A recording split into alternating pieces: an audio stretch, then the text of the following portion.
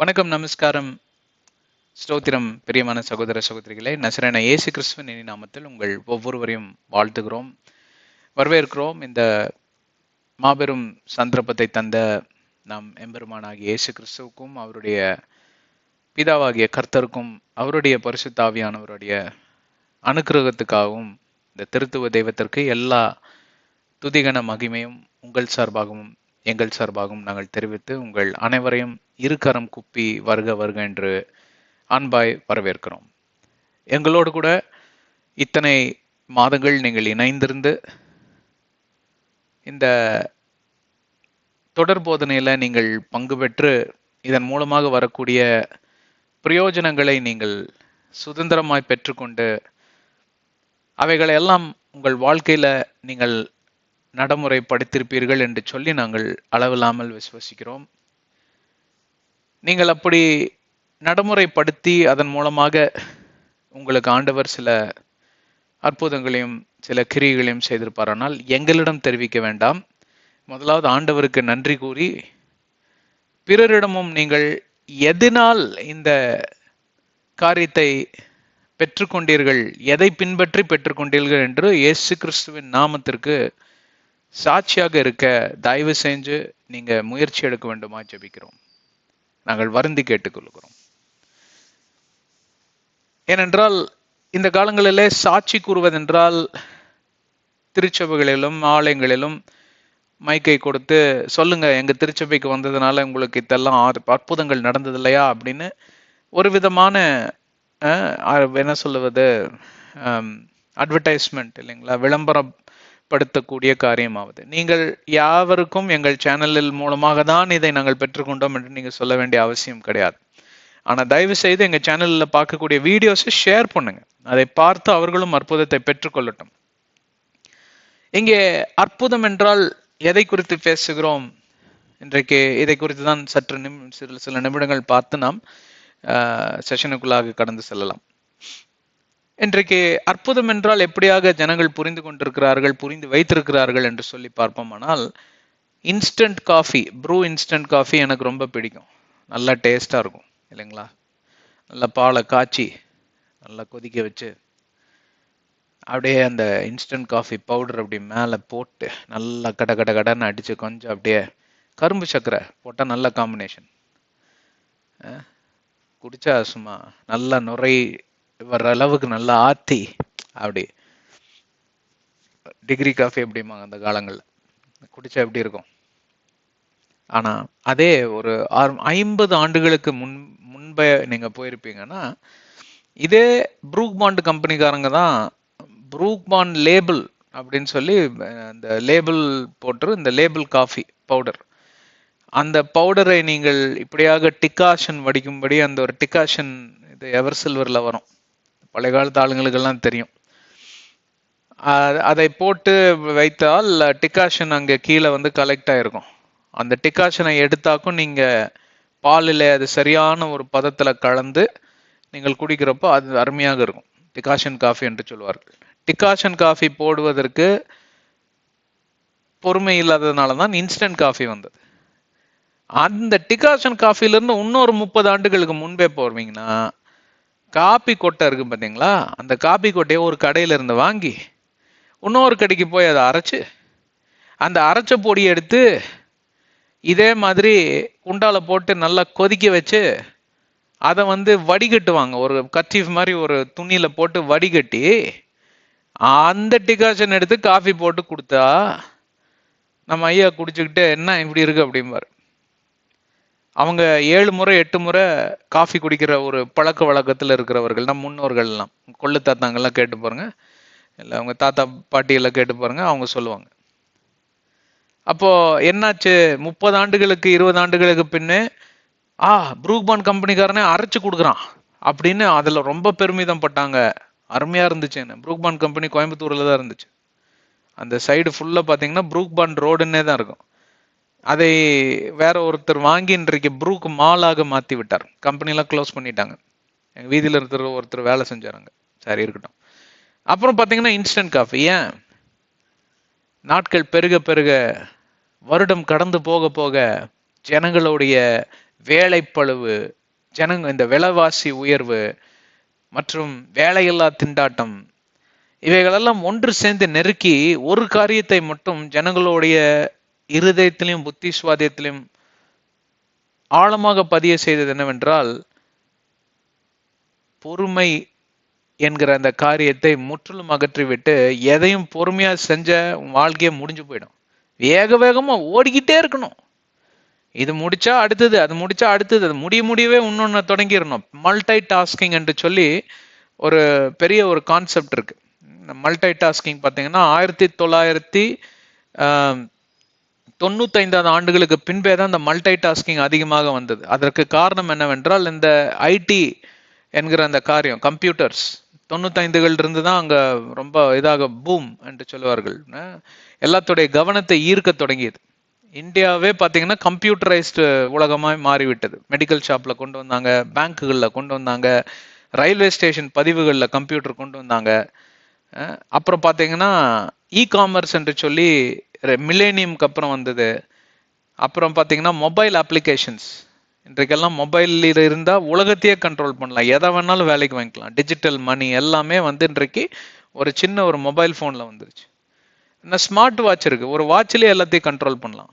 இனி அடுத்த நிலைமை என்னன்னு கேட்டால் சிப்பு. உங்கள் கைகளில் சிப்பு பதிச்சிருவாங்க. நீங்கள் போய் இந்த சிப்பை, மிஷின் இருக்கும், எந்த கடைக்கு வேணாலும் நீங்கள் சென்று இந்த சிப்பை நீங்கள் ஒரு அழுத்தினால் போதும். இதுதான் கடைசி காலங்கள் நிறைவேறக்கூடிய ஒரு கட்டம் என்று சொல்லி வேதாகமத்தில் அருமையாக எழுதி வைத்திருக்கிறது.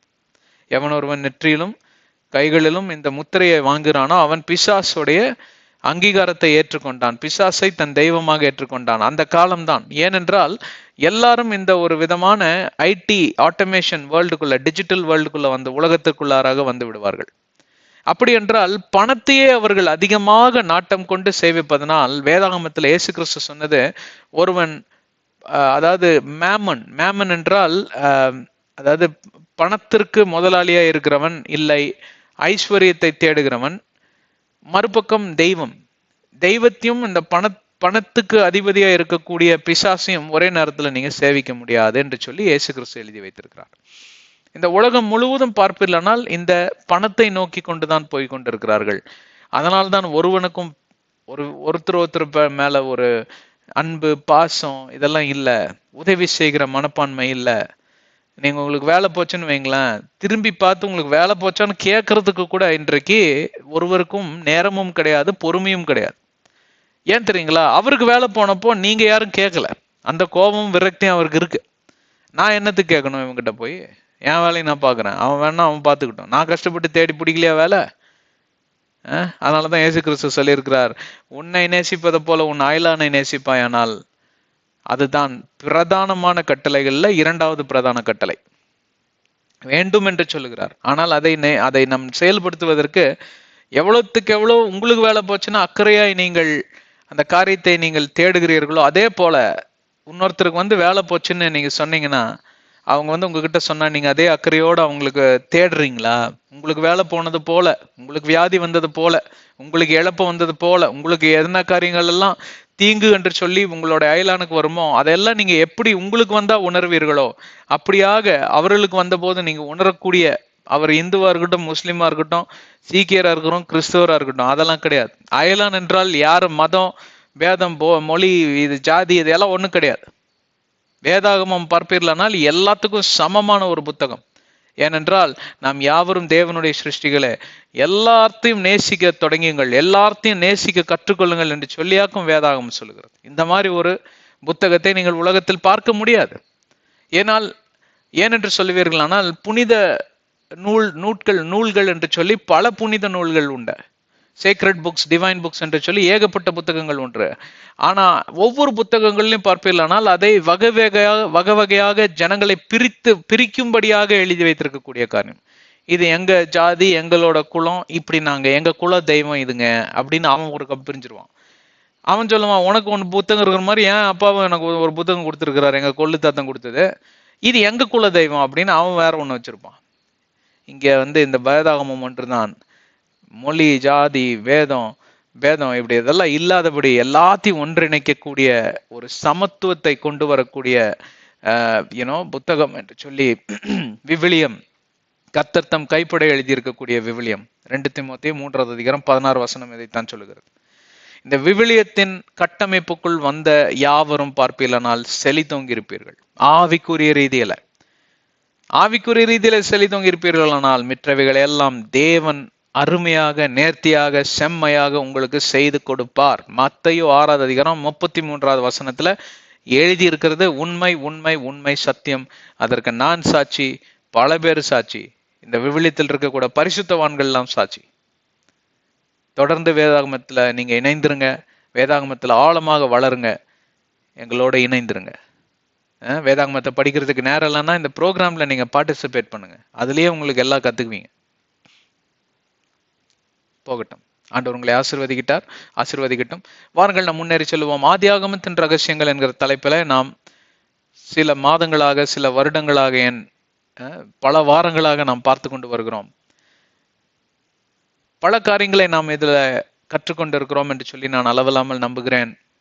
ஆண்டவராகிய தேவனுக்கு எல்லா ஸ்தோத்திரங்களும், எல்லா மாட்சிமையும் உரியது. இந்த ஆதியாகமம் தலை சிறந்த ஒரு புத்தகம், முக்கியத்துவம் வாய்ந்த புத்தகம், மகத்துவம் அடைந்த புத்தகம். ஏனென்றால் அப்ப மிச்சம் இருக்கக்கூடிய புத்தகங்கள்லாம் அப்படி இல்லைங்களா? அப்படி சொல்ல வரல.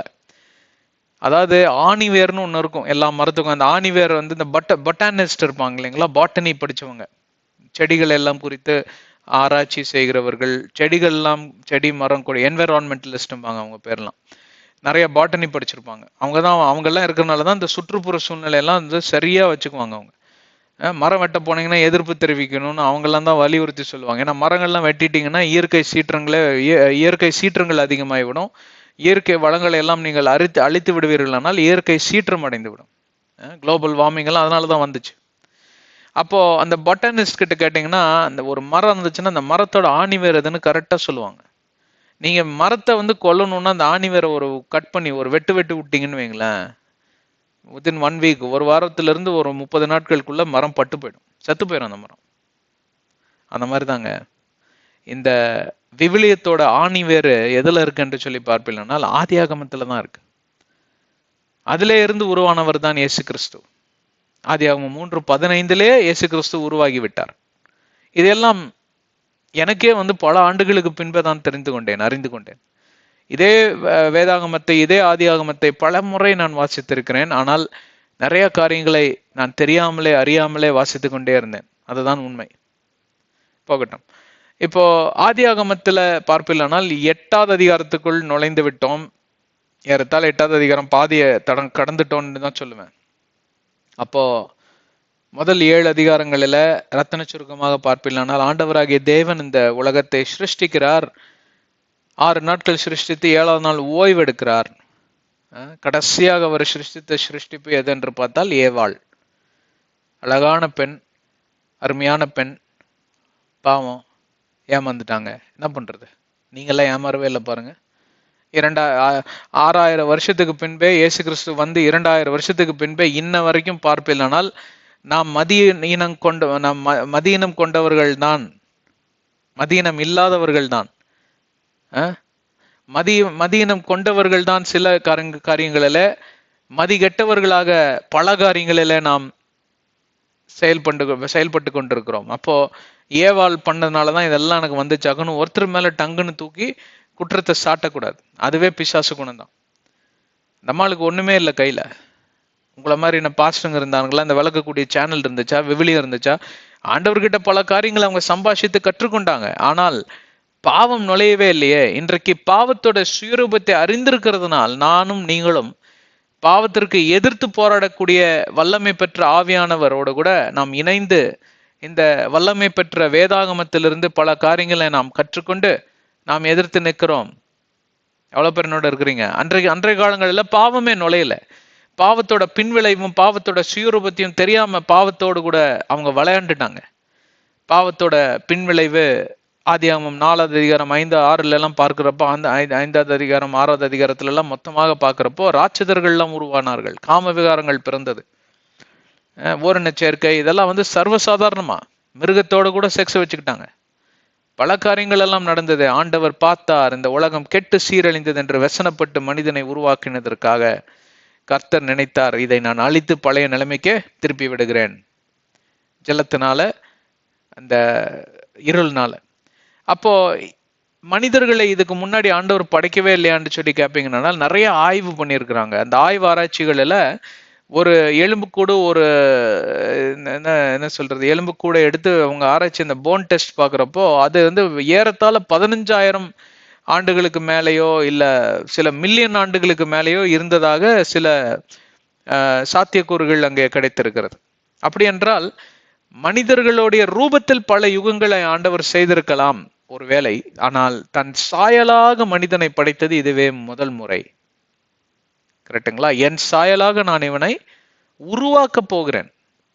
கிரியேட்டிங், மேக்கிங் ஹிம் அஃப்ரெஷ், புதிதாக. மற்ற எதையும் அவர் உருவாக்கவில்லை. சூரியன் உதயமாவதாக அஸ்தமித்து அத்தனை ஆண்டுகள் இருந்த சூரியன் எத்தனை ஆண்டுகள் இருந்தது என்று தெரியாது. 1 மில்லியன் ஆண்டா இல்ல 10,000 ஆண்டா தெரியாது. டக்குன்னு மேல வந்துட்டான் சூரியன். சந்திரன் இருக்கட்டும், இருவை ஆள்வதற்கு கதிரவன், இல்ல நிலா வச்சிருக்கிறார் இல்லைங்களா, இருக்கட்டும் அப்படின்னு சொல்லி அப்படியாக நிலாவை படைச்சாரு. நட்சத்திரங்கள் இதெல்லாம் படைக்கல, ஏற்கனவே படைச்சது வந்து உருவாகட்டும், மறுபடியும் தோன்றுவதாக. அப்போ முதலாக மனிதனை தான் உருவாக்குறார் தன் சாயலாக. அப்படின்னா அந்த ஆவி, ஆத்மா அப்படிங்கிற அந்த புது கான்செப்ட் எல்லாம் உள்ள வருது. போகட்டும். அப்போ பாவத்துடைய பின்விளை வந்ததுனால நோவாவை ஆண்டவராகிய தேவன் காப்பாற்ற வேண்டும், அவர் கண்களில் கிருபை பெற்றிருக்கிறதுனால் பேழையை உருவாக்கினார். பேழை தான் இயேசு கிறிஸ்துவின் நாமத்திற்கு ஒப்பிட்டு நாம் பார்த்தோம். மகா ஜல பிரளயம், மகா உபத்திரவ காலத்திற்கு ஒப்பிட்டு நாம் 7வது அதிகாரத்தை அருமையாக நாம் தியானம் செய்தோம். 8வது அதிகாரத்துக்குள் நுழைந்திருக்கிறோம். 8வது அதிகாரத்திலும் 9வது அதிகாரத்திலும் பார்ப்பீர்களானால் 2 விஷயங்கள், ரட்சிப்பு, டெலிவரன்ஸ். 2வது பார்ப்பீர்களானால் உடன்படிக்கை. தேவன் தன்னுடைய நோவாவுடைய குடும்பத்தோடு கூட அதற்கு பின்பே வரக்கூடிய படைப்புகளோடு கூட ஏற்கனவே ஆண்டவராகிய தேவன் என்ன செய்து விட்டாராம்? உடன்படிக்கை செய்து விட்டாராம். இதெல்லாம் குறித்து தான் நாம் ஒவ்வொன்றாக பார்த்து கொண்டு வருகிறோம். சரி, போகட்டும். 8வது அதிகாரத்தில் நாம் எத்தனாவது வசனத்தில் இருக்கிறோம்? ஒரே நிமிஷம். 8வது அதிகாரம் 9வது வசனம் வரைக்கும் நம்ம பார்த்துருக்கோம். அதாவது ரத்தன சுருக்கமாக இப்ப பார்த்த வரைக்கும் சொல்லணும்னா, நோவாவோட பேழை மிதந்து கொண்டிருக்கிறது. 150 நாட்கள் அளவும் அங்க நீர் நிலை குறையாமலே இருந்ததனால் ஆண்டவராகிய தேவன் ஒரு காற்றை வீச பண்ணி அந்த காற்றின் மூலமாக நிமித்தமாக இந்த நீர்நிலைகள்லாம் அசைய தொடங்கினது. அசைய தொடங்கினதுனால் அங்கே மேகங்களும் கலைந்து சூரியன் எட்டி பார்த்தாரு. அதுக்கப்புறம் எவாப்ரைசிங் ப்ராசஸ், ஆவியா மாற்றக்கூடிய அந்த காரியம் இருக்கு இல்லைங்களா, அது அதிகமாக நடக்க தொடங்கினதுனால் நீர்நிலை குறைய ஆரம்பித்தது. 7 மாதங்கள் 8 மாதங்களுக்கு பின்பே அங்க மேல வந்து மலையோட உச்சி தெரியுது. அப்ப நல்லா குறைஞ்சிருக்கு நீர்நிலை. 10 மாதம் அளவுல காகம் என்கிற அந்த ஒரு பறவையை வெளியே விடுகிறார். காகம் என்றால் பிசாசின் குணம். அதே போல புறாவை அங்கே அனுப்புகிறார். புறாவென்றால் பரிசுத்த ஆவியானவரின் குணம். பிசாசு குணம், பரிசுத்த ஆவியானவருடைய குணத்தை குறித்து நாம் அருமையாக அங்க பல காரியங்களை நாம் விவரித்து அங்கே படித்தோம் என்று நம்புகிறேன். 9வது வசனத்தை படிச்சுட்டு 10வது வசனத்துக்கு போலாம் இன்னைக்கு. But the dove found no resting place for the sole of her foot and she returned into the ark to him. கால் வைப்பதற்கு இடம் இல்லாததனால் அந்த புறாவானது மறுபடியுமாய் பேழைக்கே திரும்பினது. ஏனென்றால் பூமியின் மேல இருந்த நீர்நிலையானது முற்றிலும் குறையல. அப்படி என்றால் என்ன? பிரச்சனை முற்றிலும் முடிவடையவில்லை என்பதற்கு அங்கே பொருளாகும். அதனால் புறாவானது மறுபடியுமாய் பேழைக்கே திரும்பினது. என்னை கேட்டுக்கொண்டிருக்கிற பிரியமான சகோதர சகோதரிகளே, பிரச்சனைகள் மத்தியில மறுபடியுமாய் தேவ பிரசனத்துக்குள்ளாக, இங்கே பேழை என்றால் தேவ பிரசனம், தேவ சமூகம், தேவனுடைய இல்லம், தேவனுடைய சன்னிதானம், தேவனுடைய பாதம், இப்படியெல்லாம் சொல்லி பலவிதமான மொழிபெயர்ப்புகள் இப்படியாக கூறக்கூடிய காரியமாவது. அப்போ நாம் ஒன்றை கற்றுக்கொள்ள வேண்டும். நம் வாழ்க்கையில பிரச்சனைகள், வாழ்க்கையில நம்மை சூழ்ந்து கொள்ளக்கூடிய வியாதிகள், நம்மை சுற்றி அலையக்கூடிய ஊத்திரம் கொடுக்கக்கூடிய பிரச்சனை கொடுக்கக்கூடிய மனிதர்கள், கண்ணுக்கு தெரியாத ஆவிக்குரிய மண்டலத்தின் போராட்டங்கள், நடுவான மண்டல சேனைப்படைகள், பாதாளத்தின் ஆவிகள், அந்தகார கிரிகள், சங்கரிக்கிற ஆவிகள், இப்படியெல்லாம் பலவிதமான குட்டி பிசாசுகளோட தொல்லைகள் இவ்வளவுதான் இல்லை இந்த உலகத்துல. அவைகள் மத்தியில நாம் துவண்டு விடும்படிதான் இந்த காரியங்கள் எல்லாம் செய்யப்படுகிறது. The devil will play mind games.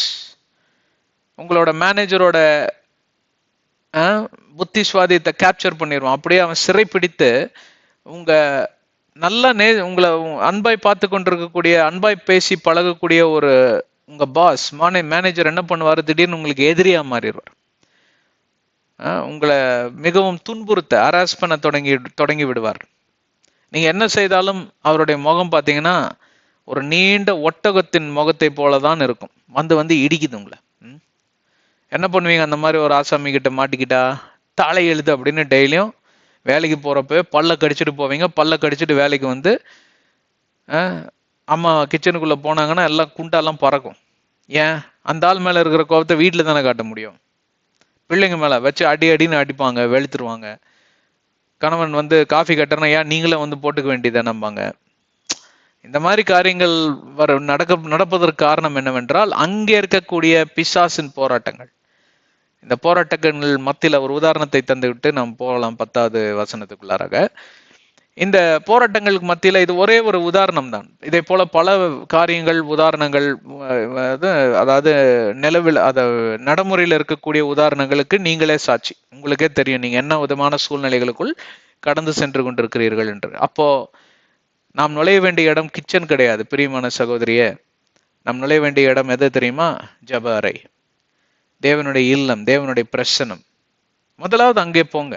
உங்க பேகை வச்சுட்டு ஒரு 5 நிமிஷம் உக்காந்து ஆண்டவரை நல்லா துதிச்சு ஆராதிச்சுட்டு, என்னதான் இருந்தாலும் எனக்கு உன்ன வேலை இருக்கு ஆண்டவரே, இந்த சூழ்நிலையை மாற்றி தருவீங்க. மோர்தக்காயின் தேவன், யோசேப்பின் தேவன், சாத்ராக் மேஷாக் ஆபேத்நேகோவின் தேவன், தானியேலின் தேவன் தீ சட்டியில தூக்கி போட்டானுங்க. ஆனாலும் நீர் எப்படி 4வது நபராக வந்து இந்த சின்ன பசங்களை காப்பாற்றினீர, என்னையும் காப்பாற்ற நீங்க போதுமானவரா இருக்கிறீங்க. என்னோடு கூட இருக்கிற தேவன் என்னை கைவிடுவதும் இல்லை, என்னை விட்டு விலகுவதும் இல்லைன்னு சொல்லி சில வசனங்கள் அப்படியே பேசி பாருங்க, அப்படியே காம் ஆயிருவீங்க. அப்போ உங்க வீட்டுக்குள்ள நுழைஞ்சோடனே உங்க பிள்ளைகளுக்கும் உங்க கணவனுக்கும் தெரிஞ்சிடும் எங்க போவாங்க இவங்க, நேரா ஜெபம் செய்ய போவாங்க அப்படின்னு. அப்போ உங்க மேல இருக்கிற மரியாதையே அடுத்த நிலைமைக்கு போகும். அதே நேரம் நீங்க கிச்சனுக்குள்ள போய் ஒரு 2 டம்ளர் தூக்கி டம்முன்னு அரைவீங்கன்னு பார்த்துட்டு இருப்பாங்க. மாறாக ரூட்டு மாறி போகுது. இப்போ எங்க போகுது? பாதப்படிகள் நேரா ஆண்டவருடைய இல்லத்துக்கு போகுது.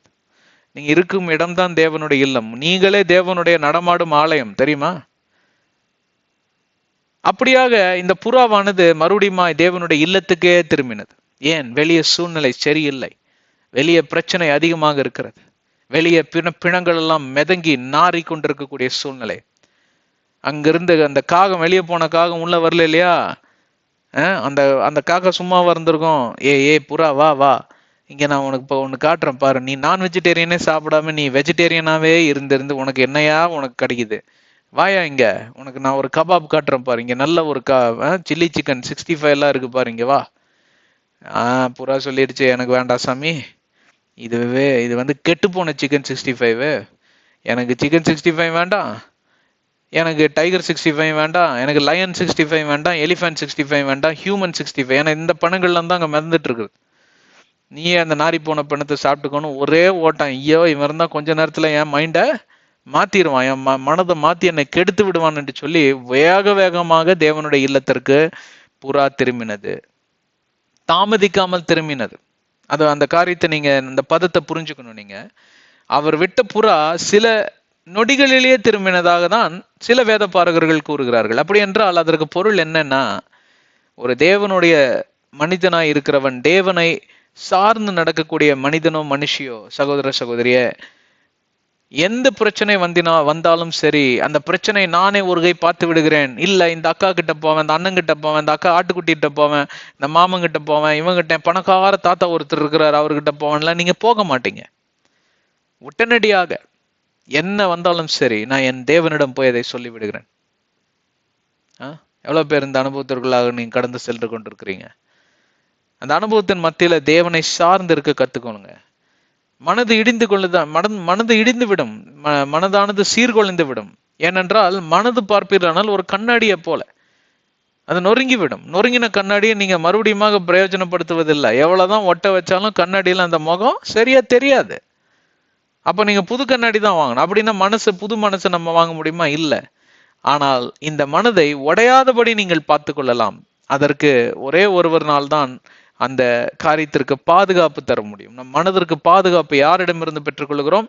தேவனிடமிருந்து தான். அவருடைய சன்னிதானத்தில் இளைப்பாறுதல் உண்டு. அவர் சட்டுகள் நிலையில ஆரோக்கியம் உண்டு, சமாதானம் உண்டு. அவருக்கு மறுபெயர் யெகோவா ஷாலம், சமாதானத்தின் தேவன், சமாதான பிரபு என்று சொல்லி ஐசியா 9:6 சொல்லுகிறது. நம்மை விசாரிக்கக்கூடிய நல்ல தேவன் என்று சொல்லி அதே வசனத்தில் குறிப்பிட்டப்பட்டிருக்கிறது. Mighty councillor. இப்படியெல்லாம் எதற்காக எழுதி வைத்திருக்கிறார் என்றால், நீ என்னிடம் வேகமாக திரும்பி வந்துவிட. ஆனால் அதே ஊதாரி மகன், அந்த இளைய மகன் என்ன பண்ணினான்? போய் எல்லாம் சுத்தி பார்த்து சீரழிஞ்சு கெட்டு எல்லாம் நாசமா போய் கடைசியில பன்னிகள்லாம் அடிச்சு வெளியே துரத்தி விட்டுருச்சு. பன்னிகளுக்கு இவனுக்கு டெய்லி காம்படிஷன். ஏன்னா எங்களுக்கு வைக்கிற இதெல்லாம் தவிடு பொடி எல்லாம் எடுத்து இவன் தின்றுறான் அப்படின்னு. அதுங்களுக்கு கோவம். அப்படியாக்கும் தாமதிச்சு வந்தாவன்.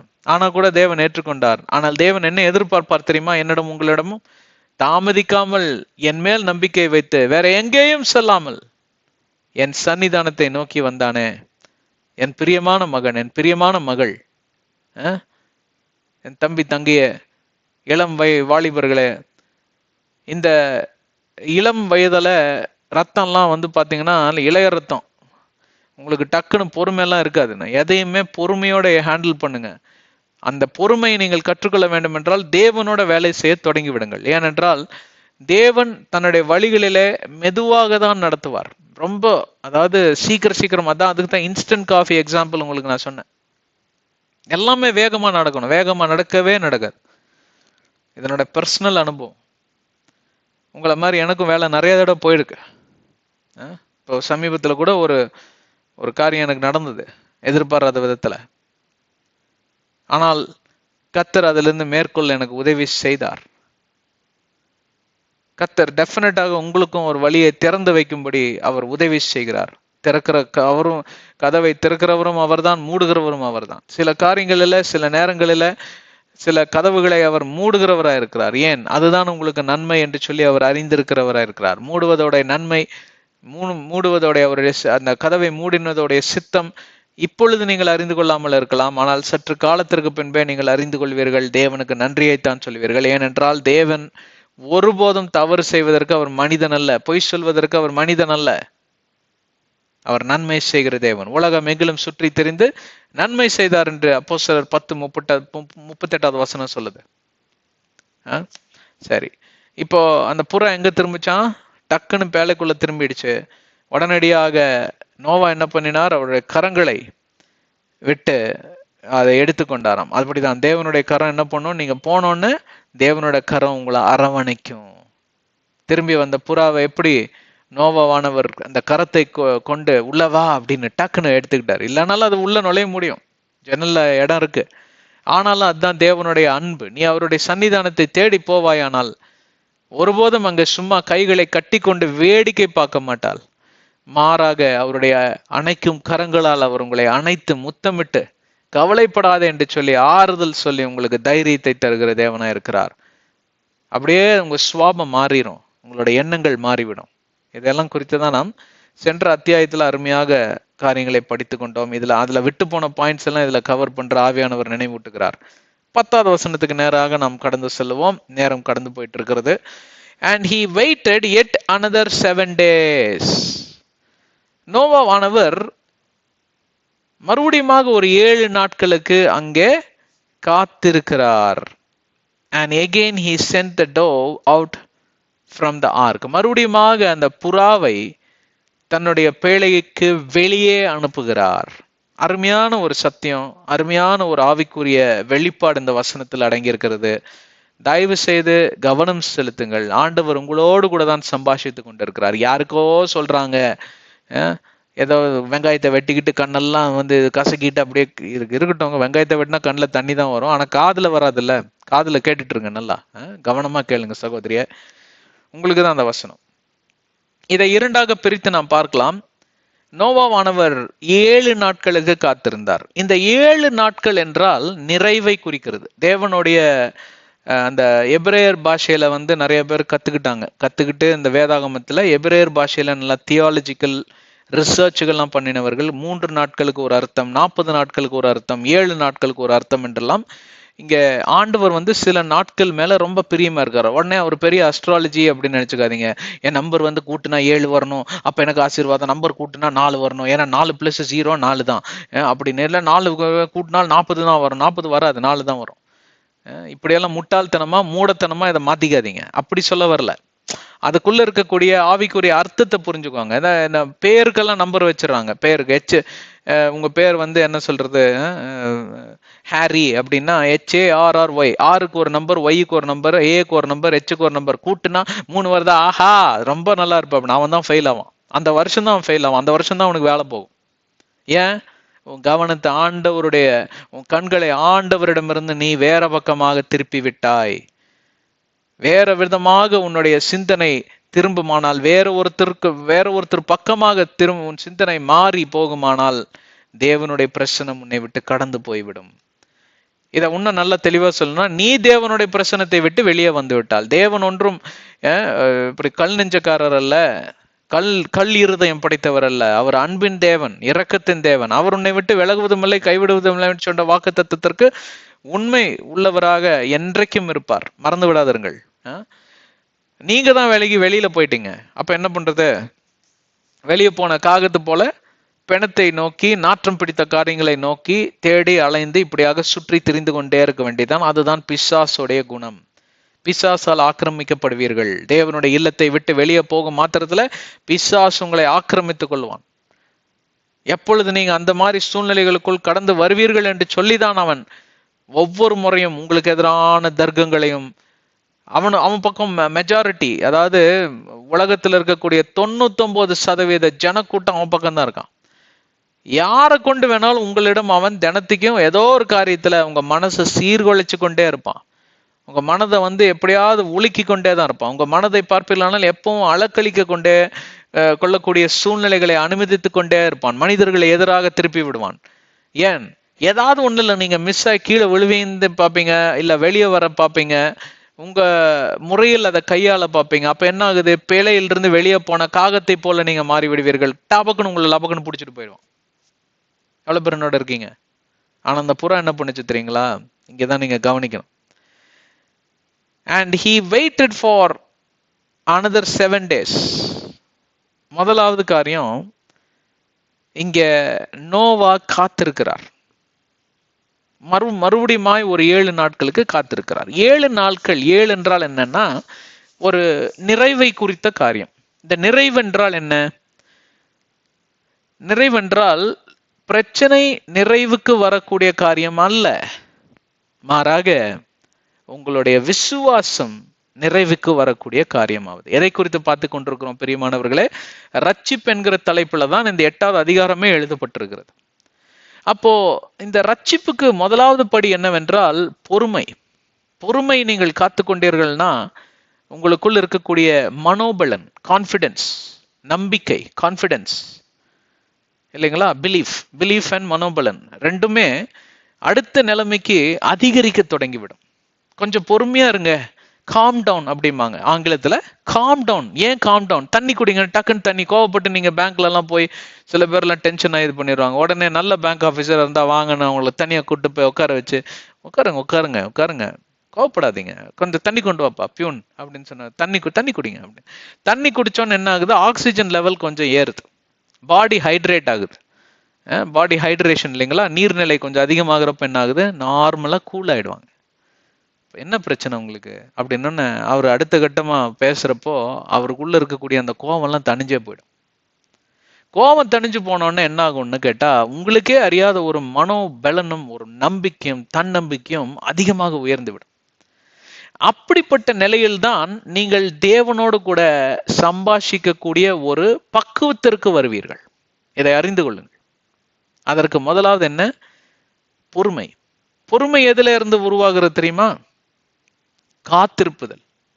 நீங்க ஒரு காரியத்திற்காக காத்திருக்கிற முடிவுக்கு, மனநிலைக்கு நீங்க வந்துடுறீங்க பாருங்க, அப்பதான் பொறுமை வரும். இல்ல நான் காத்தெல்லாம் இருக்க முடியாதுன்னா பொறுமை வராது. என்னால காத்திருக்க முடியாதுங்க ஆனா பொறுமையா இருக்கிறேங்க அப்படின்னு சொல்றவங்கள நம்பவே நம்பாதீங்க. ஏன்னா that doesn't add up. அது ஈக்குவேஷன் வராது. அந்த ஈக்குவேஷன் ராங் ஈக்குவேஷன். கெமிஸ்ட்ரி எக்ஸாம்ல எழுதுறப்போ ஈக்குவேஷன்ஸை கரெக்டா எழுதணும் இல்லைங்களா? நான் ரொம்ப மோசம் அதுல. ஈக்குவேஷன் எனக்கு சரியா வரவே வராது. அதனால கடம் அடிச்சு எழுதிடுவேன். உனக்கு என்ன மார்க் தானே வேணும், நான் கடம் அடிச்சு வாங்கிட்டு போறேன், புரிஞ்சு எழுதி வாங்கிட்டு போறேன், உனக்கு என்ன? எனக்கு அதெல்லாம் இன்ட்ரெஸ்டே கிடையாது. இந்த மேத்ஸ் கெமிஸ்ட்ரியில எனக்கு வரவே வராது. அதே ஹிஸ்டரி ரொம்ப பிடிக்கும். அவர் இதை செய்தார், அதை செய்தார், என்ன செய்தார், அலெக்சாண்டர் த கிரேட் என்ன பண்ணார், மாவீரன் நெப்போலியன் என்ன பண்ணார், இதெல்லாம் ரொம்ப பிடிக்கும். ஜியாகிரபியும் நல்லா பிடிக்கும் எனக்கு. அங்கங்க எந்தெந்த நாடு இருக்கு, எப்படி எப்படி நீர்நிலைகள்லாம் இருக்கு, ஜியாலஜின்னு ஒரு சப்ஜெக்ட் இருக்கும், அதெல்லாம் ரொம்ப பிடிக்கும். சயின்ஸ் ரொம்ப பிடிக்கும், பாட்டனி கூட பிடிக்கும், ஜுவாலஜி ரொம்ப பிடிக்கும். இப்படி சில காரியங்களை குறித்து அந்த கெமிஸ்ட்ரி ஈக்குவேஷன், இந்த கெமிக்கல் காம்போசிஷன் இதெல்லாம் பிடிக்கவே பிடிக்காது. குறிப்பா மேத்ஸ் பிடிக்கவே பிடிக்காது. யோ உனக்கு என்னையா 10 ரூபா கொடுத்தா போய் பிரெட் வாங்கிட்டு மிச்ச காசு வாங்கிட்டா அண்ணா, பிரெட் எவ்வளவு விலைண்ணா? 7 ரூபாய். 3 ரூபாய் கொடுங்கண்ணா. 10 மைனஸ் 7 3 கொடு, அவ்வளவுதான் தேவை எனக்கு. அதுக்கு மட்டும்தான் எனக்கு கணக்கு தேவை. மற்றபடி இந்த பித்தகாரஸ் தியரம் இது அது we will solve என்ன tan தீட்டா சைன் டி காஸ்ன்னு ஏன்டா போட்டு உயிரை வாங்குறீங்க அப்படின்னு எனக்கு போதும் ஆயிரும். அதெல்லாம் முடிச்சுட்டு வந்தாச்சு. நான் எப்போவோ முடிச்சுட்டு வந்தாச்சு. 30 வருஷம் ரொம்ப சுதந்திரமா ஜாலியா இருக்கேன். மேத்ஸ் எக்ஸாமே எழுதுனது இல்லை. கடைசி எழுதுனது 1999 என்னோட இல்ல 1995 ஃபர்ஸ்ட் இயர் இன்ஜினியரிங்ல வந்துச்சு. அவ்வளவுதான். அதோட சரி. கேட்குறப்ப நல்லா இருக்குல்ல மனசு. சீக்கிரமா படிச்சுட்டு வெளில வந்துருங்க. இந்த மேத்ஸ் எல்லாம் பார்த்து பார்த்து நமக்கு சடைஞ்சு போச்சு. எதுக்காக சொன்னேன்? பொறுமையும் காத்திருப்புதலும் பார்ப்பீர்களானால் 2 பேரும் கல்யாணம் பண்ணிக்கூடிய நல்ல தம்பதியார். பொறுமை இல்லைன்னா நம்ம காத்திருப்புதல் தான் கணவர்னு வச்சுக்குவோம், பொறுமை தான் மனைவி. இவங்க 2 பேரும் பார்த்தீங்கன்னா சண்டை பிடிக்கவே மாட்டாங்க. ஒருவேளை சண்டை பிடிச்சாங்கன்னு வைங்களேன், மற்ற எந்த காரியம் விளங்காது, அந்த குடும்பம் விளங்காம போயிடும். ஏன்னா அதற்கு பின்புதான் தன்னம்பிக்கை, மனோபலன், விசுவாசம் இதெல்லாம் பிறந்தால்தான் உங்களுக்கு ஒரு நல்ல வழி பிறக்கும். ஆண்டவரால கிரியையே செய்ய முடியும். அது வரைக்கும் பார்ப்பீங்கன்னா ஆண்டவரால எந்த கிரியையும் செய்ய முடியாது. ஏன்னா ஆண்டவர் 10வது படியில் இருக்கிறார். ஆண்டவருடைய சன்னிதானம் 10வது படியில அங்க காத்து கொண்டிருக்கிறது. நீ எத்தனை படியை தாண்டி போகணும்? அதான் இப்ப சொன்னல ஒரு லிஸ்ட். அதெல்லாம் ஒரு படி மாதிரி. இந்த படியெல்லாம் நீ ஏறி போனாதான் தேவனோட இல்லத்துக்குள் நுழைய முடியும். அதுதான் நீங்க சொல்லி கொண்டு வருகிறோம். 10வது அதிகாரத்துல முதல் பாதி வசனம், 9வது வசனத்துல என்ன நம்ம பார்த்தோம்? தேவனுடைய இல்லத்திற்கு புறா திரும்பினது. அப்படி என்றால் என்ன? நீ தேவனோட இல்லத்திற்கு திரும்ப வேண்டும் என்றால் சில படிகளை கடந்துதான் போக வேண்டும். சூழ்நிலைகள் நன்றாக போய்கொண்டிருக்கும். சில காலங்கள் எல்லாம் பார்ப்பீர்களானால் நகைப்பதற்கு, சில காலங்கள் எல்லாம் அழுவதற்கு தான், சில காலங்கள் எல்லாம் துக்கமாக இருக்கும், சில காலங்கள் எல்லாம் பார்ப்பீர்களானால் ஒரு அக்களிப்பும் ஆனந்தமா இருக்கும். எவ்வளவு பேர் என்னோட இருக்கீங்க? அந்த மாதிரி எல்லா சூழ்நிலைகளுக்குள்ளும் கடந்து போவதுதான் ஒரு வாழ்க்கை என்கிற சக்கரம், லைஃப் சைக்கிள் இல்லைங்களா? அதுதான் பிரசங்கி 3வது அதிகாரம் 1 to 8 வசனங்கள்ல தெளிவாக ஆண்டவர் எழுதி தந்திருக்கிறார், சில உதாரணங்களோடு கூட. வாழ்வதற்கு ஒரு காலம் என்றால் மரிப்பதற்கு இன்னொரு காலம், பிறப்பதற்கு ஒரு காலம் என்றால் இறப்பதற்கும் ஒரு காலம். இப்படிதான். இது ஒரு பெரிய ஒரு தத்துவ மேதைங்க அப்படின்னு சொல்ற அளவுக்கு இல்லை, எல்லாத்துக்கும் தெரிந்த விஷயம் தான். ஆனால் நாம் இந்த இடைவேளையில நடக்கக்கூடிய சில காரியங்களை எல்லாம் நாம் கைவிட்டு விடுகிறோம். ஒரு குழந்தை பிறந்தோன்னு எல்லாம் செலிப்ரேட் பண்ணோம். அந்த குழந்தை வளர்ந்து இறந்த பிறகு செலிப்ரேட்டா பண்றோம்? இல்ல. அடக்காராதனை எப்படி இருப்போம் எல்லாரும்? கருப்பு பேண்ட் கருப்பு சட்டையை போட்டு போய் எல்லாம், இல்லைன்னா வெள்ளை போட்டுக்கிட்டு துக்க முகத்தோடு இருப்பாங்க. வாழ்ந்து போயிட்டாருங்க, நீ இவரெல்லாம் பார்க்க முடியாதுங்க, இவர் பேசுறது கேட்க முடியாதுங்க. இத்தனை வருஷம் இவரோட இருந்த தெரியுங்களா? எவ்வளவு நல்ல மனுஷன் தெரியுங்களா? அவர் சில தவறு கூட பண்ணியிருப்பாரு, ஆனா அந்த தவறெல்லாம் பேச மாட்டான். ஏன்? அவர் செத்து போயிட்டார். அவர் செய்த சில நன்மைகளை. ஏன்னா இனி அவர் எந்திரிச்சு வரப்போறது இல்லை. அப்போ அந்த துக்கம் அடைவதற்கு ஒரு காலம் உண்டு. நாம் நொறுக்கப்படுவதற்கு ஒரு காலம் இருந்தால், நாம் செழிதோங்கி நிற்பதற்கும் ஒரு காலம் உண்டு. நாம் திறந்த கதவுகளுக்குள்ளாக நுழைந்து நாம் செழிப்பு அடைவதற்கு ஒரு காலம் இருந்தால், அதே கதவுல பின்புறமாக வந்து நாம் இந்த கதவு மூடப்பட்டு நாம் நொறுக்கப்படுகிற காலங்களிலும் நாம் நடந்து செல்லுவோம். ஆனால் இவைகள் மத்தியில ஒரே ஒரு காரியம், ஒரு பேட்டர்ன் என்று சொல்வார்கள் இல்லைங்களா? ஒரு விதமான ஒரு கட்டமைப்பு, ஒரு விதமான ஒரு மெத்தட் மாறவே மாறாது. என்ன மெத்தட்னா இதுதான் அந்த மெத்தட். ஏன்? உன் சூழ்நிலை எப்போ உனக்கு எதிராக திரும்புகிறதோ அப்பொழுதெல்லாம் முதல் நீர் காத்துக்கொள்ள வேண்டியது என்ன தெரியுமா? பொறுமையும் காத்திருப்பதும். இந்த 2 தம்பதிகளோட பிள்ளையாய் நீ மாறிவிட வேண்டும். உன்னோட அப்பா அம்மா யாரு? அப்பா காத்திருப்புதல், அம்மா பொறுமை. இவங்க 2 பேத்துக்கு பிறந்த ஒரு நல்ல பிள்ளை, ஆவிக்குரிய பிள்ளை. உன் பேர் தான் அது. உங்க பேர் என்னங்க சகோதரி? எஸ்தரா? உங்க பேர் என்ன? மல்லிகாவா? உங்க பேர் என்ன? லிடியாவா? உங்க பேர் என்ன? எதுவா இருந்துட்டு போகுது, நீங்க தான் அந்த ஆவிக்குரிய சகோதரி, நீங்க தான் அந்த ஆவிக்குரிய சகோதரன். அப்ப அந்த ஆவிக்குரிய பிள்ளையாய் நீங்க பிறந்த உடனே யாருடைய கவனத்தை தான் நீங்கள் ஈர்த்து கொள்கிறீர்கள்? தேவனுடைய அருளை ஈர்த்து கொள்கிறீர்கள். தேவன் உங்கள் பக்கமாக திரும்புகிறாரா? இங்க எனக்காக என் மக காத்திருந்து ஜபிச்சுட்டு இருக்கா, என் மேல நம்பிக்கை கொண்டு ஜபிச்சுட்டு இருக்கா, என் மேல விசுவாசம் கொண்டு ஜபிச்சுட்டு இருக்கா. ஒரு நாள் இல்ல, 2 நாள் அல்ல, சில மாதங்கள் கூட கடந்து போகலாம். ஆனால் பொறுமையாக நீங்கள் ஜெபித்து கொண்டிருப்பதை, நீங்கள் அவர் மேல நம்பிக்கையா இருப்பதை ஆண்டவர் காண்கிறார். அந்த இடைவேளையில வேதாகமம் என்ன சொல்லி தெரியுங்களா? உங்களை விட்டு விலகுவதும் இல்லை, உங்களை கைவிடுவதும் இல்லை. திராணிக்கு மேல சோதனை மீறி போகாதபடி ஆண்டவராகிய தேவன் அவைகளை எல்லாம் கட்டுப்பாட்டில் வைத்து காத்துக் கொள்ளுகிறாராம். என்ன நம்ப மாட்டீங்களா? 1 கொரிந்தியர் 10:13, 2 கொரிந்தியர் 4:17-18 எடுத்து நீங்க வாசித்து பார்த்துக் கொள்ளுங்கள். அப்போ உங்களுக்கே தெரியும். நான் சொல்றது கட்டுக்கதையில ஆண்டவருடைய தெய்வீக வசனத்திலிருந்து இதை நடைமுறைப்படுத்தி பார்த்தால்தான் நான் சொல்வது உண்மையா இல்லை என்று நீங்கள் புரிந்து கொள்ள முடியும். கதை கேட்பதை போல நீங்க கேட்டுவிட்டு வீட்டுக்கு செல்வீர்கள், ஆனால் மறுபடியும் ஒரு பிரச்சனை வருகிறப்போ இப்படியாதான் மூஞ்சி நீளமா ரயில் என்ஜின் மாதிரி இருக்கும். ஐயோ, அந்த ஆள் மூஞ்சியை பார்க்க முடியாதுங்க. சின்ன பிரச்சனை வந்துருச்சு, அவ்வளவுதான், 3 சட்டி மாதிரி தலையை கமுத்தி வச்சு ஓரமா உக்காந்துக்கிறான். யார் சொல்றாங்க? மனைவியார் சொல்றாங்க. ஏன்னா வெறுத்து போயிடும்ல, பார்த்து அவங்களுக்கு வெறுத்து போயிடும். எனக்கு என்னமோ எல்லாம் நல்லா வாழ்ற மாதிரி, என்னமோ இந்த ஆளுக்கு மட்டும்தான் பிரச்சனை இருக்கிற மாதிரி. எவனால் ஆகும் போய் பேசுறேன், இந்த அம்மா வீட்டுக்கே வர மாட்டேங்குது, பயந்துக்குது. ஆனா நீங்க அதே தேவனுடைய சன்னிதானத்தில் இருப்பீர்களானால் நீங்கள் எப்பொழுதும் உற்சாகம் அடைந்தவர்களா இருப்பீர்கள். அதுதான் நீங்க நோவா செய்கிறார். என்ன செய்கிறார்னா, இந்த 7 நாட்கள் என்றால் ஆவிக்குரிய ரீதியில ஒரு நிறைவுக்கு வருகிறதாவது.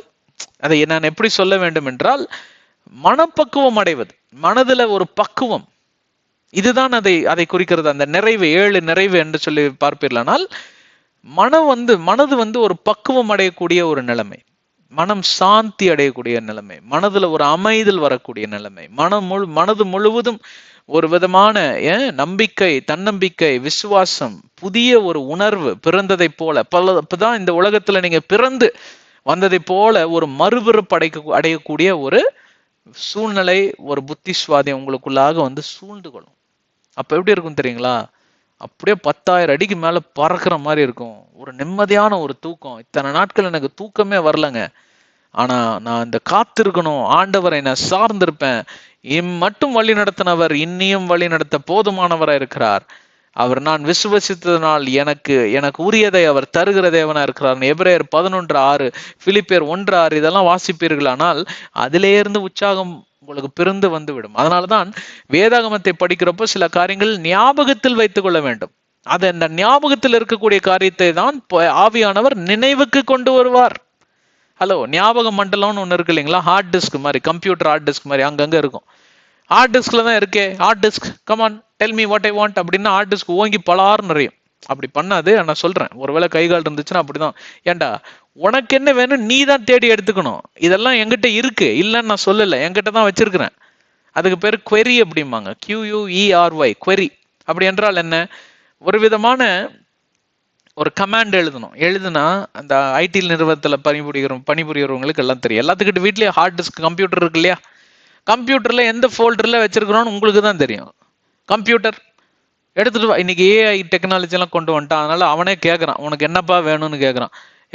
என்ன இந்த போன மாசம் நான் ஒரு எக்ஸல் ஷீட் எடுத்தேன், அதுல என் கணக்கு வழக்கெல்லாம் பார்த்துருந்தேன் அப்படின்னு.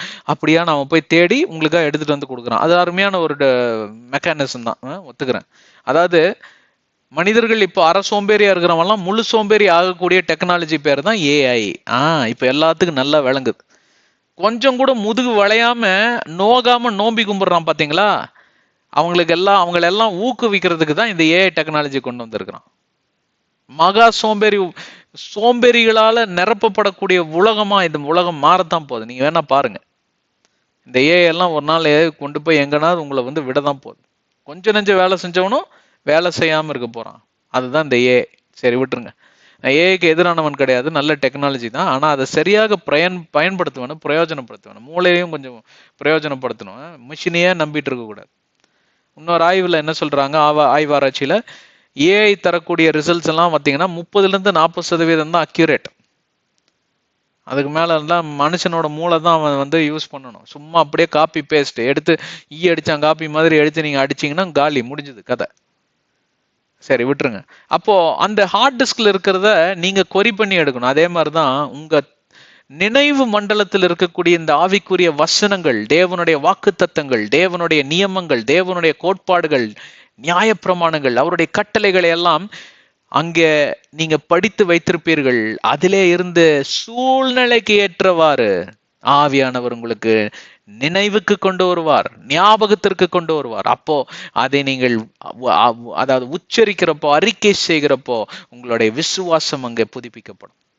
அப்பொழுதுதான் நீங்கள் அந்த நிறைவுக்கு, ஆவிக்குரிய நிறைவு, மனது இந்த பக்குவம் அடையக்கூடியதாவது. என்ன சொல்றீங்க? அந்த 7 நாட்கள் என்ன பண்ணிருப்பார் நோவா? மறுபடியும் ஜெபிச்சிருப்பார், மறுபடியும் ஆண்டவர்கிட்ட சம்பாஷித்திருப்பார். இவ்வளவு செய்திருக்கீங்க, நல்ல நீர்நிலை இறங்கிருச்சு, இன்னொரு ஒரு அற்புதத்தை செய்யுங்க, இன்னும் கொஞ்சம் காத்த வீசுங்க, சூரியன் வரட்டும், அந்த ஆவி ஆகட்டும், இந்த சூழ்நிலை மாறட்டும்னு சொல்லி நல்லா ஜெபிச்சிருப்பார். உடனடியாக அவசரப்பட்டு நாளைக்கு அடுத்த நாள் காலையில் அனுப்பலாம். இப்ப புறா என்ன பண்ணுதுன்னு பார்க்கல. 7 நாட்கள் நிறைவடையும்படி, தன்னுடைய இருதயத்தில் இருக்கக்கூடிய வேண்டுதல்கள் எல்லாம் நிறைவடையும்படி அங்கே நோவா பக்தன் காரியத்தை செய்தார். எவ்வளவு பேர் என்னோட இருக்கீங்க? இதுல இருந்து புதுசா கத்துக்கொண்டீங்களா? காத்திருப்பதிலும் பொறுமை, இவர்கள் நல்ல தம்பதி. இந்த தம்பதிக்கு பிறந்த நல்ல ஆவிக்குரிய பிள்ளைகளா நீங்கள் இருக்க வேண்டும். சரி, 2வது பகுதியை பார்த்து நிறைவேற்றி விடலாம். And again he sent the dove out from the ark. இது என்ன தெரியுங்களா? அதாவது ஆவில நீங்க பக்குவம் அடைந்த மாத்திரத்துல இதை எழுதி வைத்துக்கோங்க, கண்டிப்பாக உங்களுக்கு ஒரு விடுதலை பிறக்கும். நிச்சயமாக உங்களுக்கு ஒரு அற்புதம் நடக்கும். நிச்சயமாக உங்களுக்கு ஒரு விடுதலை கிடைக்கும்.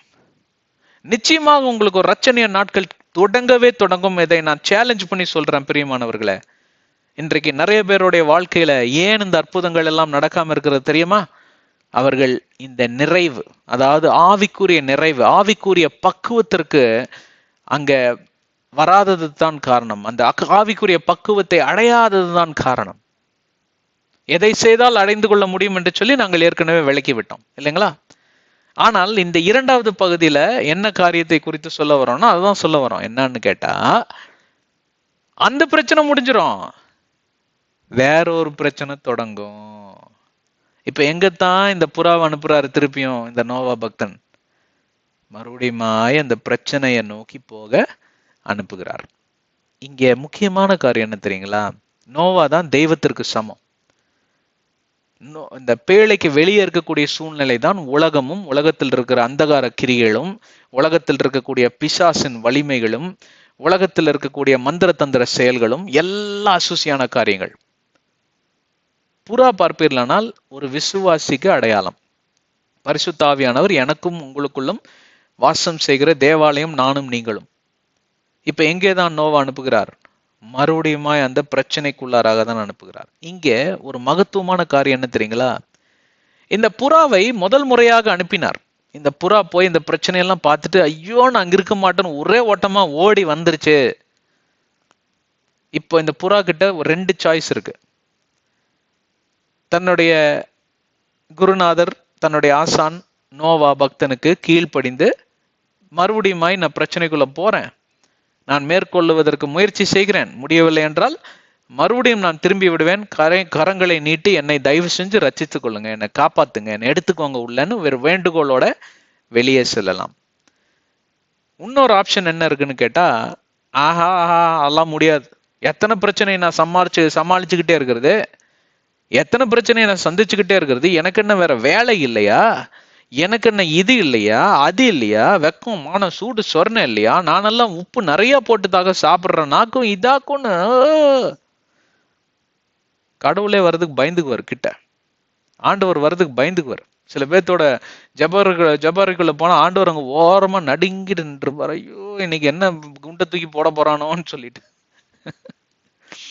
நிறைய விசுவாசிகளோட ஜபமும் நிறைய விசுவாசிகளுடைய மனநிலையும் கிறிஸ்தவர்களுடைய குணாதிசயங்களும் இப்படியாக மாறிவிடுகிறது. The characteristic features of every Christians have been transformed in a negative way these days.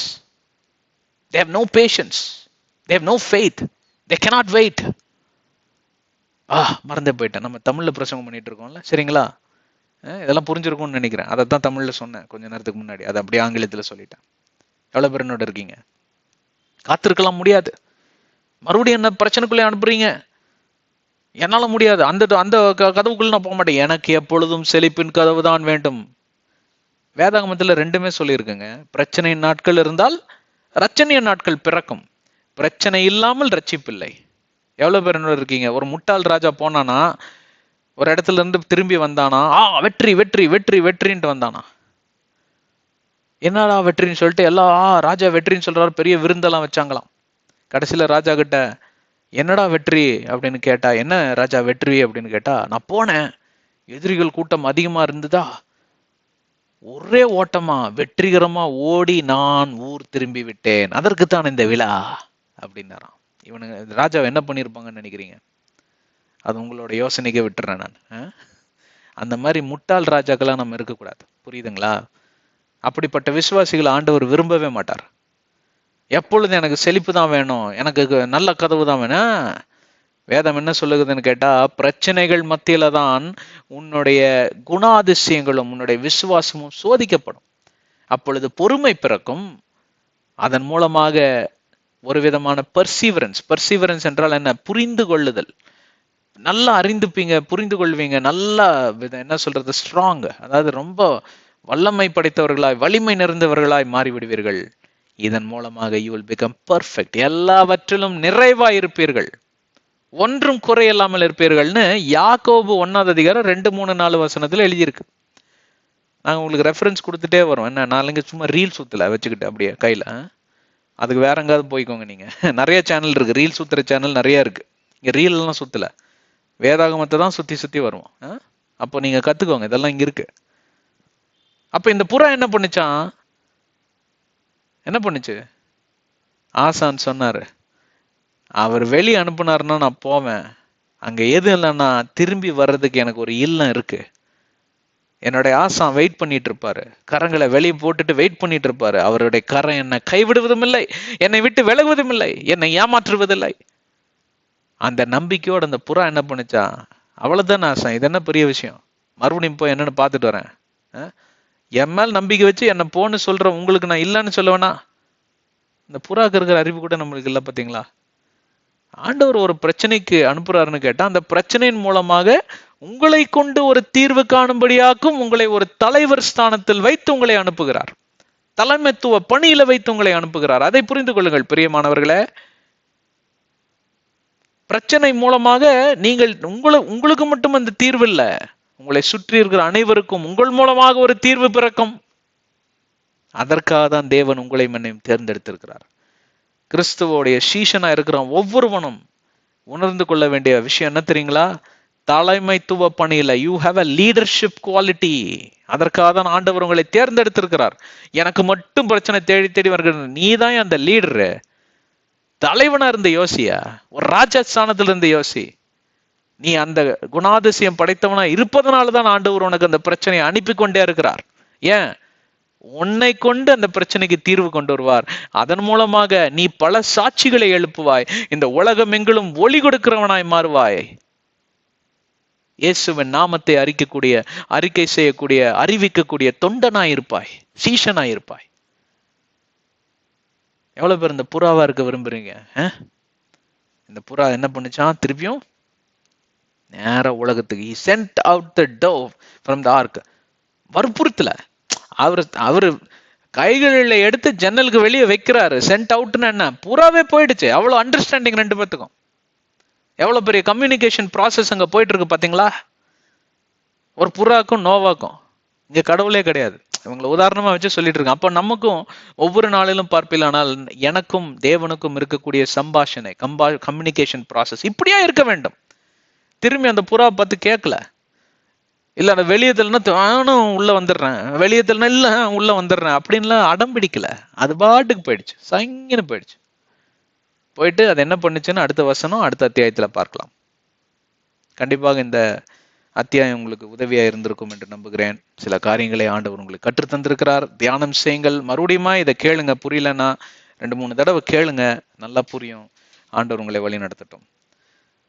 கண்களை மூடி சிரத்தை தாழ்த்தி நாம் ஜெபிப்போம். அன்பின் பிதாவே, உம்மை துதிக்கிறோம், ஆராதிக்கிறோம், மகிமைப்படுத்துகிறோம். சுவாமி, இந்த அருமையான நல்ல நாளுக்காய் நன்றி.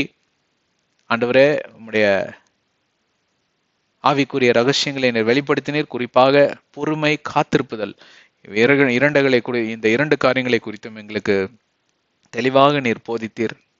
இவையை பற்றி கொண்டு நாங்கள் நடக்க எங்களுக்கு உதவி செய்யும். இயேசுவின் நாமத்தில் ஜெபிக்கிறோம் ஜீவனுள்ள பிதாவே, ஆமென். கர்த்தர் உங்களை ஆசீர்வதிக்கட்டும். சேனல் சப்ஸ்கிரைப் செய்யுங்க. எல்லா சேனல்ஸையும் வீடியோஸையும் பாருங்க. பார்த்த வீடியோவை இன்ஸ்டாகிராம், வாட்ஸ்அப், ட்விட்டர் ஸ்டேட்டஸ்ன்னு போட்டு எல்லாத்துலேயும் ஷேர் பண்ணுங்க. தெரிஞ்சவங்க எல்லாம் பார்க்கட்டும். யாரையும் வற்புறுத்தாதீங்க. 2வது தடவை கேட்காதீங்க பார்த்தியான்லாம். அது தேவையில்லை. அது உங்கள் மேல் விழுந்த கடமை.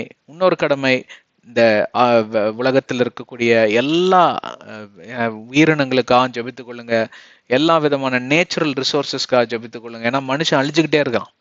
அதற்கு மேல அழிந்து போகிற ஆத்துமாக்களுக்காக ஜெபித்துக் கொள்ளுங்க. ஊழியத்துக்காகவும் ஊழியக்காரர்களுக்காகவும் எனக்காகவும் எங்கள் ஊழியத்துக்காகவும் ஜெபித்துக் கொள்ளுங்க. எபேசியர் 6:18, கொலோசியர் 4:3 இதைத்தான் சொல்லுகிறது. உங்களுக்கு ஜெப தேவைகள் இருந்தால் தேவனிடம் கடந்து சென்று அவரிடம் உங்கள் தேவைகளை தெரிவுபடுத்துங்கள். தேவன் எல்லா தேவைகளையும் பூர்த்தி செய்வார். இயேசுவின் நாமத்தில் விண்ணப்பிங்கள். யோவான் 14:14 அதைத்தான் சொல்லுகிறது. கர்த்தர் உங்களை ஆசீர்வதிக்கட்டும். நாம் அடுத்த அத்தியாயத்தில் சந்திப்போம். ஆமென், ஆமென்.